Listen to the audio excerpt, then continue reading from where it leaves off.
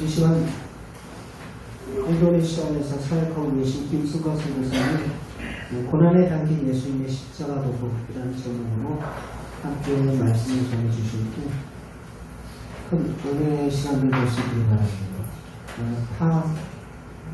타국과 또 타 종교권이 4시, 5시 되면 막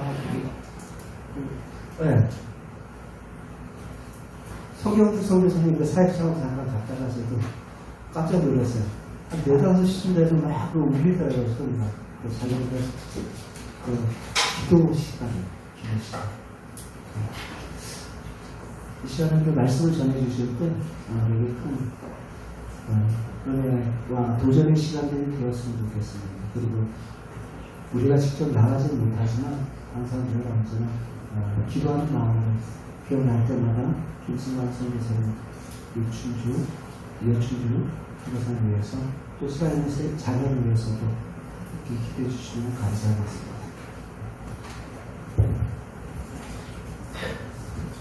안녕하세요. 반갑습니다. 김승관입니다. 제 소개 또 가정 소개 간단히 먼저 드리고 또 말씀 함께 나누고자 하는데요. 저는 김승관입니다. 또 저희 아내 있고요. 3 자녀가 있습니다. 저는 장소동 목사님 또 같은 노회에 제가 부목사였어요. 그래서 장소동 목사님 또 선대 목사님 또 장소동 목사님이 전도부를 섬기셨거든요. 근데 저도 이제 전도부 노회 내에 있는 전도부의 부원으로 섬기다가 장소동 목사님과 또 알게 되고 또 이렇게 저를 또 후배 한참 후배인데 또 이렇게 항상 이렇게 이뻐해 주시고 잘 이렇게 대해 주셨습니다. 그게 저희의 첫 만남이자 또 이렇게 알게 된 인연입니다. 저는 오늘은 여러분 그 주일날 이렇게 좋은 정찬을 드신다고 생각하면 영적으로 오늘은 좀 편하게 좀 분식을 드신다 생각하시고 좀 마음을 좀 내려놓으시고 저를 편하게 봐주시면 좋을 것 같아요. 너무 어렵지 않고요. 또 쉽게 또 저희들 마음과 마음을 좀 나눠서 저희의 이야기 또 간증 또 하나님께서 지금까지 어떻게 저와 저희 가정을 인도해 주셨는가를 함께 들으시면서 또 여러분에게도 하나님의 또 은혜가 임하고 또 하나님께서 여러분을 어떻게 인도하고 계시고 또 인도해 가실 거를 함께 이렇게 나누는 그런 시간 되었으면 좋겠습니다. 저는 미아리, 저희 교신교단 출신인데요. 그 서울의 미아리 출신이에요. 미아리 하면 이미지 있으시잖아요. 그래서 미아리에 아주 그 비가 새는 그런 미아리 아주 작은 천막까지는 아니지만 정말 비가 새는 그런 교회 출신이거든요. 그런 데서 자라고 어릴 때부터 교회 생활하고 신앙 생활은 좀 다릅니다. 교회 생활을 하면서 이렇게 자라왔고요. 그러던 중에 안 믿는 집안 출신이고 저희 집안은 다 불교. 저 혼자 이렇게 교회를 또 다녔던 거죠. 거기서 오는 여러 그 안 믿는 집안의 그런 분위기 있잖아요. 그런 분위기 속에서 또 자랐던 그런 저의 유년 시절이 있었습니다. 근데 극적으로 오늘 뭐 다 말씀드릴 수 없지만 극적으로 예수님을 20대 초반에 만나고 정말 회심한 거죠. 아, 하나님이 살아계시구나. 제가 초등학교 4학년 때부터 교회를 다녔거든요. 근데 여러분 그런 경험 있으신지 모르겠어요. 하나님 정말 살아있구나. 아니 얘는 어떻게 된 게 초등학교 4학년 때부터 교회를 다니고 거의 안 빠지고 교회도 피아노도 치고 밥도 얻어먹고 형 누나들과 어울리며 지냈는데 정말 교회 다니는 이유, 목적 모르고 지내다가 어느 극적인 어떤 사건과 순간으로 인해서 하나님은 살아있는 존재구나를 깨달을 수 있을까? 여러분 그런 경험을 또 하게 됩니다. 무슨 얘기냐면 우리가 교회 생활을 하지만 그럼에도 불구하고 교회 생활하는 중에 정말 살아계신 하나님 또 나를 구원해 주신 예수님을 안 믿고도 교회 생활할 수 있다 없다? 있습니다.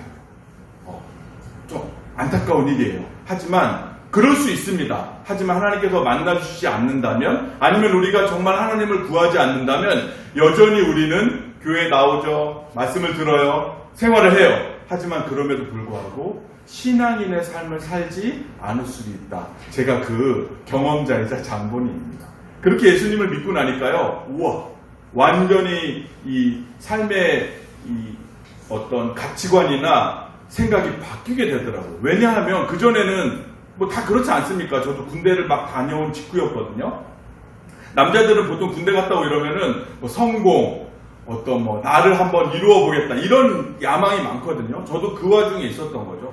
근데 하나님을 믿고 나서 예수님이 정말 나를 위해 십자가에 달려 돌아가셨다. 그리고 하나님은 이 세상을 창조하신 분. 주일학교 때 정말 귀에 못이 박히도록 안 들었겠습니까? 근데 그게 믿어지는 거예요. 그 다음부터는 그렇다면은 내가 인생을 남기는 장사, 남기는 삶은 무엇일까를 생각할 때 복음을 위해서 살아야겠다. 왜냐하면 제가 변화된 사람이잖아요. 제가 예수님 없이 살다가 예수님을 믿고 살고 제 삶이 변화됐잖아요. 그러니까 이게 진정한 가치구나라는 걸 깨닫고 거기에 올인하고 싶은 마음이 들었던 거예요. 여차저차해서 저는 사실은 여러분 어떤 목회자가 되거나 선교사가 될 마음은 없었던 사람이에요. 대신에 복음을 전하고 싶은, 복음이 전해지는데 좀 이바지하고 싶은 마음이 있었어요.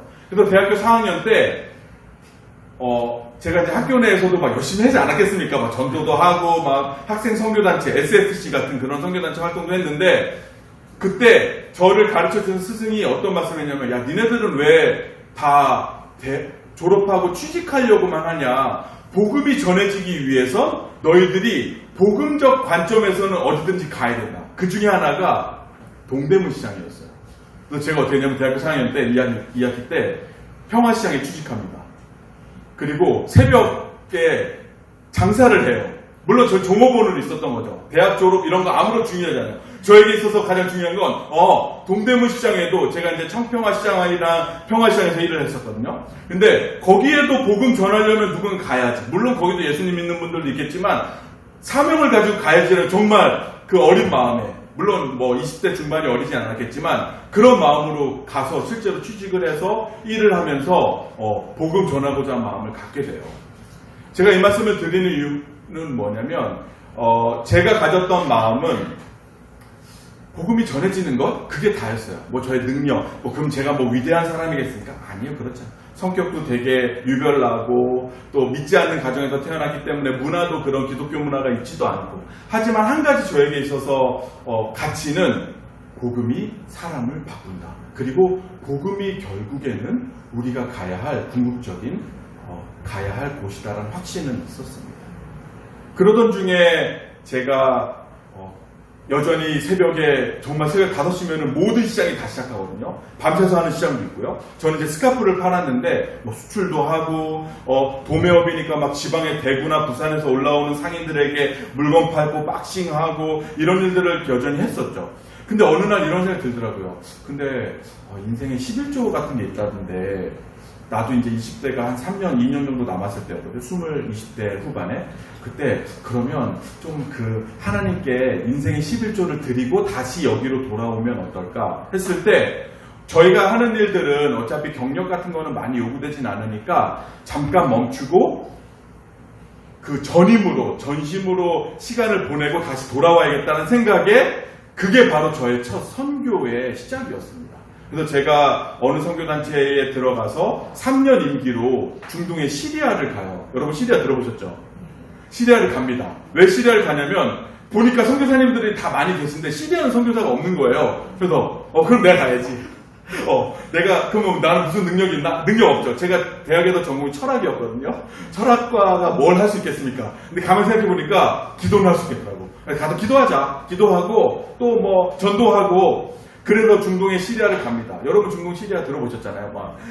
또 전쟁도 나고 난민도 생기고 바로 그런 나라입니다. 한국 사람 거기는 북한 수교국이라서 남한의 그 대사관도 없고요. 북한 사람들이 있어요.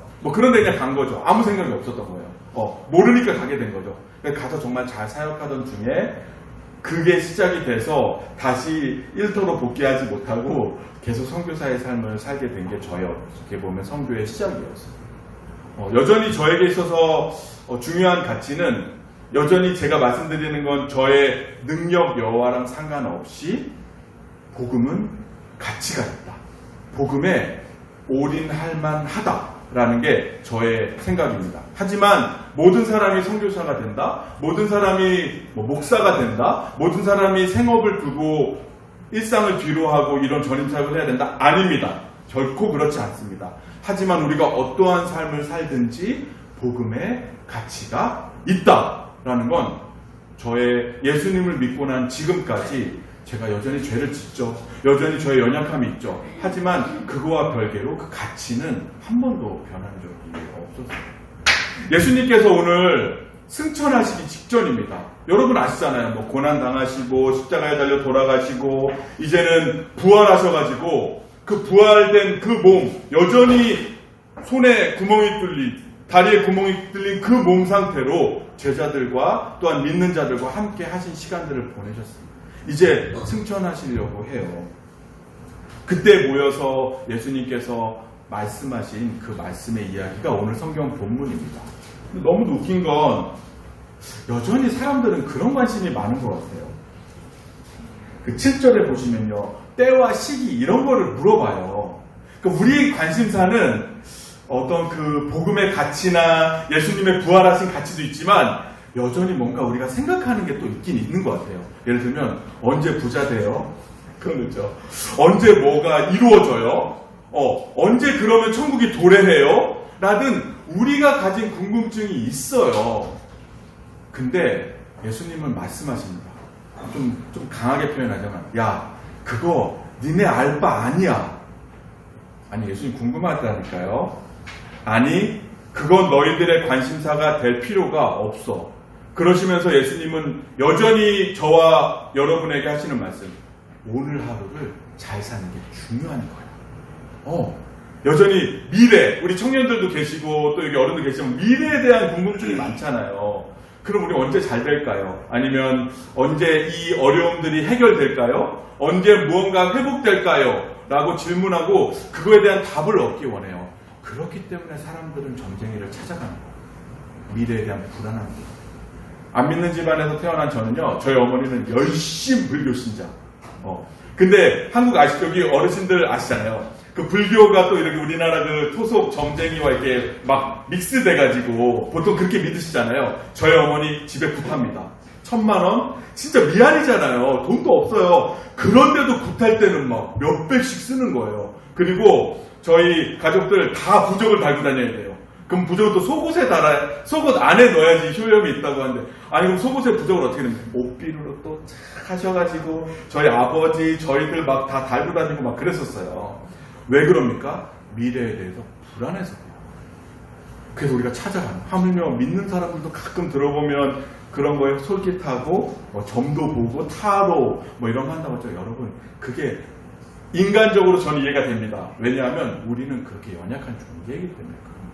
하물며 예수님이 지금 부활하셨어요. 아니, 죽음을 이기셨어요. 그 실체가 있잖아요, 눈앞에. 그런데도 그 예수님의 가르침이나 예수님을 믿는 것에 관심을 갖는 게 아니고, 그럼 우리 언제 천국 가요? 우리는 언제 좀 나아지나요? 삶이 나아지나요? 라고 궁금해하는 게 저희의 본 모습이었어요. 예수님은 단호하게 말씀하시죠. 그거 네 알 바 아니야 라고요. 너는 오늘 하루 그 믿음을 지키면 돼. 걱정하지 마. 미래의 걱정을 왜 땡겨오니? 왜 미래의 걱정을 지금 가져와서 하니? 오늘 하루 감사하면 된 거예요. 그러니 저희 아시다시피 일용할 양식에 대한 그런 성경적 가르침도 있죠. 만나와 메추라기를 통해서 우리가 배우는 게 있잖아요.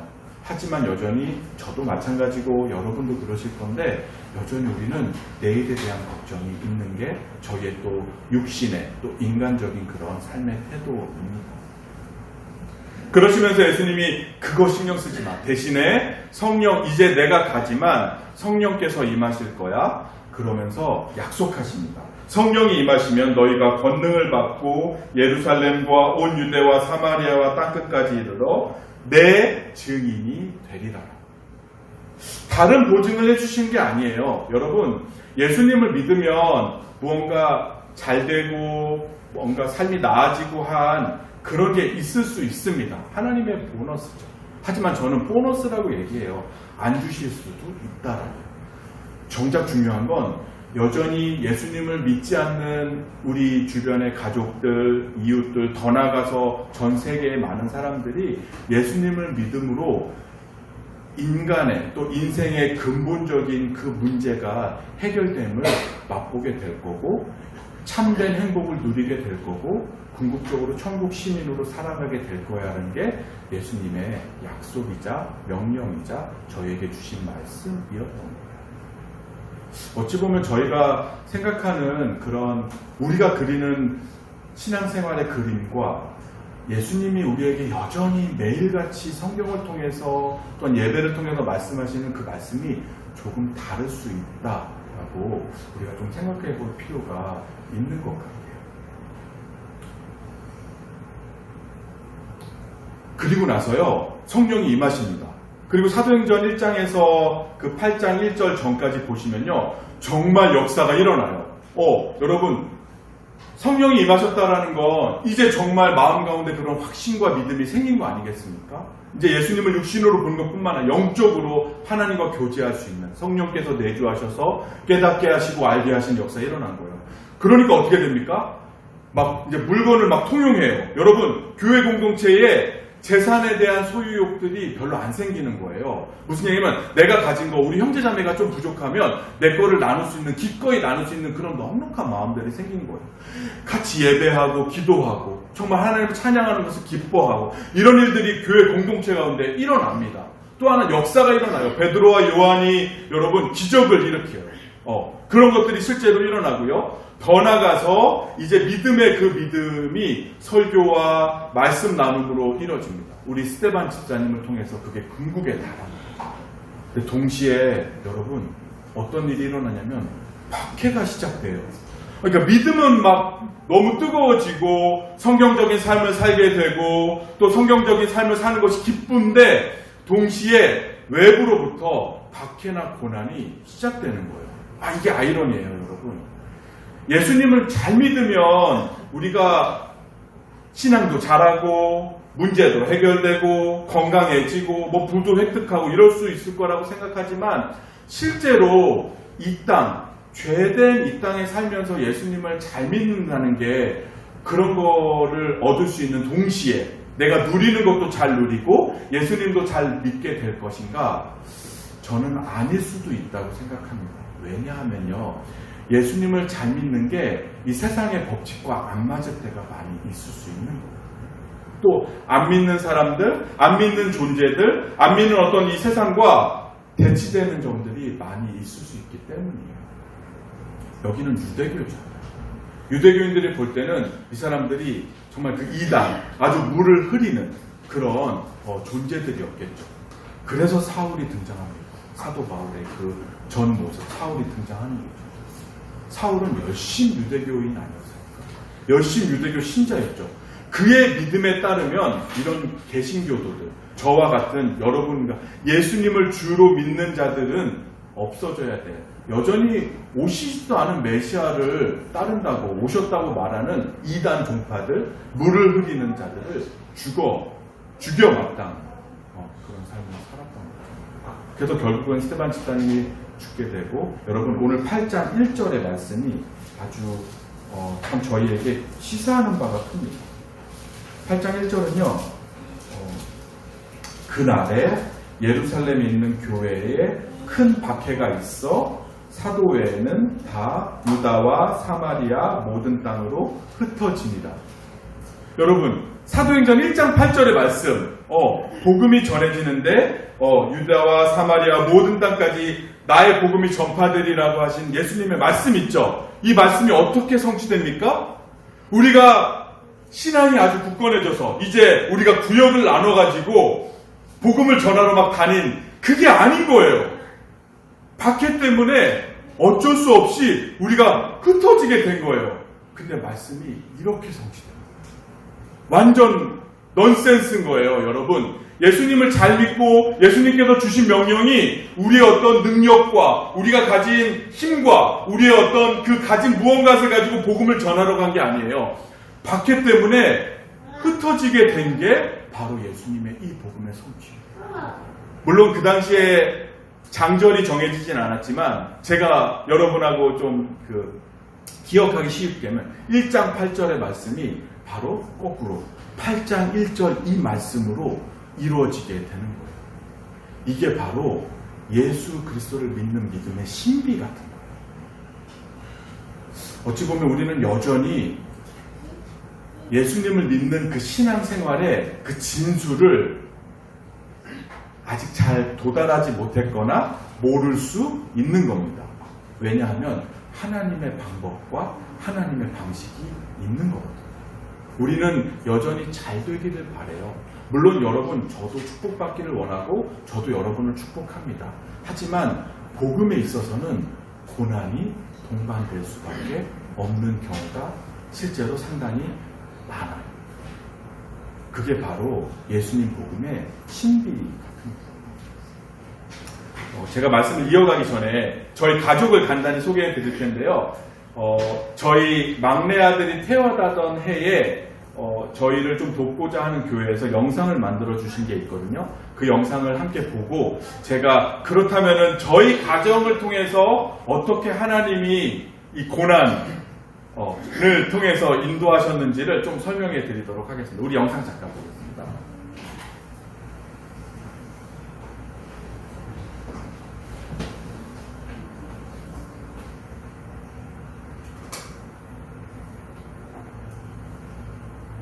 소리가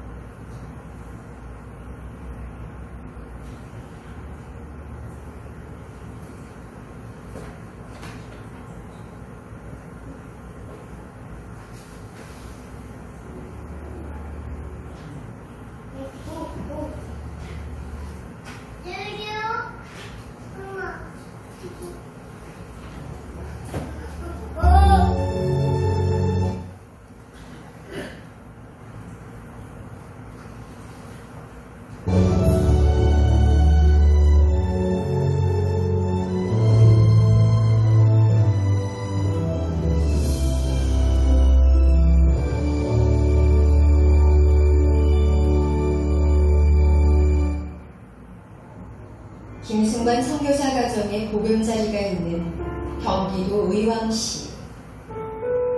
김승관 선교사 부부는 5년 전까지 이슬람 국가인 시리아에 주의 사랑을 전해왔습니다. 지금은 내전이 시작되면서 선교의 발길이 묶이고 말았습니다. 사역 처음에는 그 시리아의 사막지대거든요. 사막에 베두인들이 텐트를 치고 베두인들이 사는데 그 베두인들을 방문해서 복음을 전하고 성경을 배포하는 사역을 했고요. 평소에는 또 지방에서 도시로 온 지방 사람들을 대상으로 사역을 많이 했어요. 주께서 원하시는 때 보내시는 곳으로 다시 떠나겠다고 다짐했지만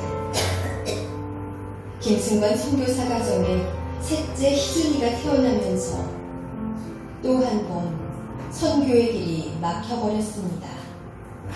이상한 도시에 아니라 호흡도 힘들고 심장도 불규칙하게 뛰고 다음 주도 소행도 있다고 그렇게 하면서 입원을 한 거거든요. 하나님의 뜻을 받아들일 수가 없으니까 어쨌든 하나님 주신 아이가 맞는데 뜻을 보내신 아이가 맞는데 그 사실을 받아들이기 힘들었고 되게 하나님 왜요? 이렇게 질문을 할 수밖에 없는 그런 시간들이 있었어요. 처음에 많이 힘들었어요. 선천성 다운 증후군으로 태어난 희준이는 심장 이정맥과 폐동맥 고혈압을 앓고 있어 얼마 전까지만 해도 산소호흡기에 의존해야 했는데요. 호흡량이 부족하기 때문에 되게 가쁘게 숨을 쉬죠. 그러면 저희는 이제 의사 선생님께 그러면 잘하면서 건강해질 수 있는 거냐 이렇게 여쭤봤어요. 그 말씀에 대답은 해주시더라고요. 젊은 날을 바쳐 선교에 헌신해온 부부. 희준이를 통해 한 생명의 귀중함을 배워가는 가족. 언젠가 다시 선교지로 향할 그날을 기대하며 기도하고 있습니다. 다음 날 희준이가 급하게 입원했다는 소식을 듣고 병원을 찾았습니다. 간밤에 무슨 일이 있었던 걸까요? 다음 주는 합병증이 좀 많이 있는 경우는 그러니까 많이 생기는 병이고 사실은 그 증후군 자체보다는 합병증으로 인해서 되게 잘못된 경우가 많이 있어가지고 합병증을 더 조심해야 된다고 얘기했었고 예상했었는데 이게 빨리 이루어질지 몰랐고요. 안 그래도 작고 연약한 몸에 여러 가지 검사와 약물 치료가 이루어지자 희준이는 쉽게 깨어나지 못하고 있습니다. 앞으로 얼마나 더 많은 고비들이 희준이를 기다리고 있을지 알 수는 없지만 엄마는 더 큰 하나님의 계획을 붙들며 이 순간들을 이겨내고 있습니다. 난 저하고 남편이 이렇게 정신적으로나 영적으로나 육적으로는 강건해야 되겠다는 마음이 먼저 들었고 분명히 주인이 되신 하나님을 바라보고 기대할 수 있도록 저희 마음을 지키는 게 가장 큰 기도입니다. 부모로서 아파하는 아들을 지켜봐야 하는 고통이 있지만 김 선교사는 희준이를 통해 하나님 아버지의 마음을 알아가고 있습니다. 네, 저희 가족을 이걸 통해서 이런 가족의 역사가 있구나라는 걸 이해하실 거라 생각합니다. 저희들은 아내는 이란의 선교사였거든요, 처녀 때. 저는 시리아 선교사. 완전히 그냥 총각 처녀 때부터 선교지에 있던 사람들인데, 그래서 저희는 여전히 아이를 낳고 또 선교지를 언젠가는 자연스럽게 가게 될 거라고 생각했죠. 하지만 막내가 태어나면서 저희들의 생각했던 계획들은 무너졌다기보다는 이어갈 수가 없는 상황이 되었습니다. 하지만 여러분, 하나님께서는 우리에게 고난을 주시되 그 고난에서 끝나게끔 두시지 않습니다. 여전히 저희 막내 아들의 이야기를 어떤 사례를 빌리자면 아들은 변하지 않습니다. 여러분, 이번에 온 것도 사실은 아들이 인공심박기를 안에 달고 있거든요, 기계를. 그렇기 때문에 이제 병원에 와서 기계가 잘 작동하고 있는지, 심장은 잘 뛰고 있는지를 체크하기 위해서 온 건데, 그것도 병원의 교수님은 6개월에 한 번은 꼭 와야 된다는데, 선교사가 어떻게 6개월에 한 번씩 올 수 있겠습니까? 그럼 1년에 한 번은 꼭 와야 됩니다. 그것도 못 지키고 이번에 1년 반 만에 온 거거든요. 불순종했다고는 할 수 있지만 상황이 어쩔 수 없는 거죠. 하지만 여전히 하나님께서는, 그러니까 희준이는 변하지 않아요. 여전히 아픔이 있고 그런 다운 증후군을 가지고 또 평생 살고, 저희들은 그 아들의 가족이자 부모거든요. 그건 변하지 않습니다. 하지만 하나님은 저와 아내에게 또 우리 가족에게 그때는 좌절하고 절망할 수밖에 없었다면 그래도 희준이가 조금 회복하고 자람을 통해서 다시 선교의 여정을 떠날 수 있도록 예비하시고 인도하실 거예요. 그래서 저희가 다시 중동으로 가려고 했는데 다 말렸던 거죠. 상황도 안 열렸던 거예요. 쟤 데리고 중동은 못 간다. 그럼 어디를 가야 됩니까?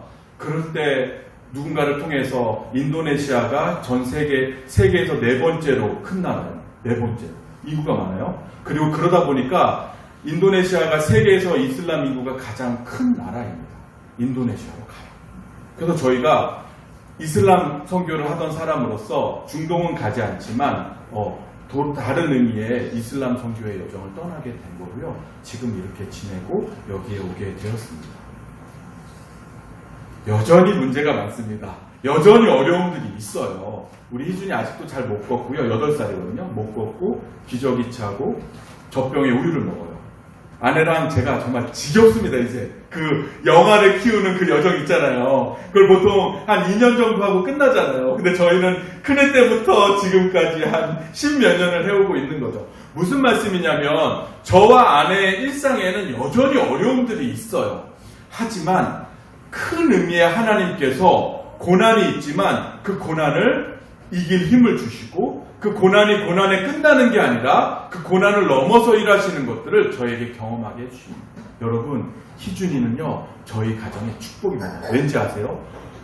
우리 본국에 있는 모든 사람들 뿐만 아니라 선교지에 있는 많은 사람들이요, 저희가 희준이 딱 유모차 끌고 가면 바로 마음을 열어요. 왜냐하면 긍휼히 여기는 마음이 그냥 자동적으로 생기는 거예요. 그러니까 다가와주고 말을 걸고, 이슬람교든 뭐 기독 아무 상관이 없습니다. 우리 희준이가 그 모든 그 마음의 벽을 허무는 도구가 되는 하나님은 희준이를 그렇게 사용하고 계십니다. 그러니 저희가 희준이 덕분에 사역을 얼마나 재밌게 하겠습니까? 얼마나 많은 기회들이 있겠습니까? 또 하나님께서 그 기회들을 통해서 저희들은 여전히 약하고 제한적이고 한계가 많다 하지만 하나님께서는 그 약함을 통해서 그 고난을 통해서 하나님이 일하시는 걸 저희가 보게 돼요. 저희가 하는 게 아니라요. 저희가 보게 돼요. 아, 이게 바로 하나님의 방식이구나. 이게 바로 하나님의 방법이자 법칙이구나라는 걸 배우게 됩니다. 사랑하는 사랑 충만한 교회 성도 여러분, 저희 다 고난이 있잖아요. 어려움들이 있죠. 제가 또 말 못할 여러 가지가 왜 없겠습니까?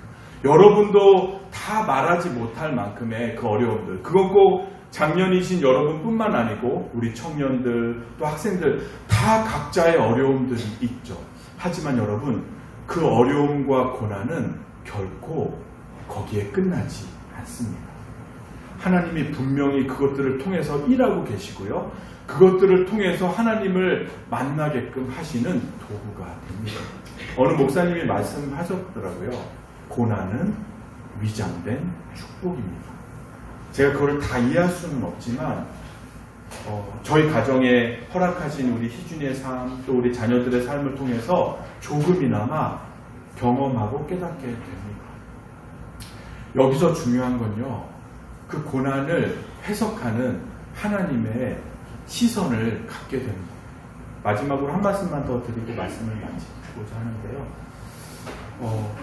우리가 그 고난을 바라보는 시선은 고난에 머무는 게 아니라 그 고난을 통해서 내가 하나님께 나아가는 도구가 되는 거예요. 두 번째는요, 저희가 이 땅을 살아가면서 행복하길 바라고 또 이 땅을 살아가면서 주어진 환경에서 의미를 갖기 원한다면 자족의 삶을 배워야 합니다.